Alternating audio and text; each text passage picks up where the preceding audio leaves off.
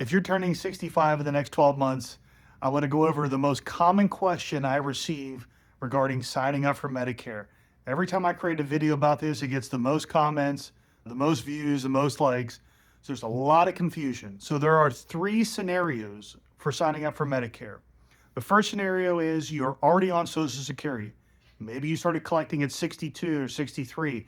Maybe you're on survivor's benefits. If you're receiving Social Security in any form, you will automatically be enrolled into Medicare Parts A and Part B. Maybe you're on Social Security and you're working a part-time job, right? You're keeping your income under the $23,400 limit.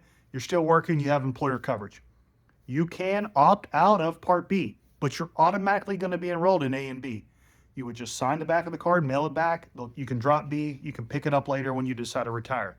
However, 99% of the time, Medicare is going to be less expensive and offer better coverage than employer coverage. So you may want to just go ahead and jump onto your A and B and pick a plan. Scenario number two is you are not working and you are not covered by a group health plan and you are not on Social Security. So if you've just retired, you need to sign up for Medicare. If you don't, you will be penalized. The only way that you can forego Medicare is if you are under a group health plan with 20 or more employees.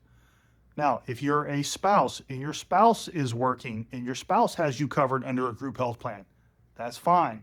You can delay your Medicare Part B enrollment. But if you're on the Affordable Care Act, you have private health plan, you're on an individual plan, you're on an ERISA-based plan.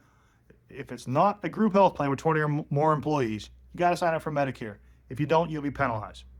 And then the last scenario is you're covered by a group health plan with 20 or more employees, whether it's by your own employer or your spouse's employer. Okay, you do not have to sign up for Medicare.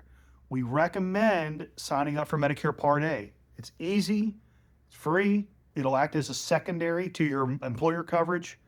And the reason we recommend you sign up for Part A is because when you go to get B 3-4 years down the road, it's a lot easier. All you have to do is get one piece of paper filled out by your HR.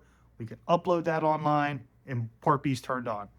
If you don't have your A in place, you can't do it online. You're going to have to do everything in person, just an extra step. Most people don't want to spend 2 hours of their day at a Social Security office. So we definitely recommend signing up for A. But again, most of the time, Medicare is usually less expensive and offers better coverage than your employer coverage. So even if you intend to work until you're 70 and not start your Social Security, you still want to compare your options to what your employer offers compared to what Medicare would offer you. So if you have any questions, give me a call, email me. I'd be happy to help you. You can also book an appointment directly on my calendar. I have the link in the comments. Thank you.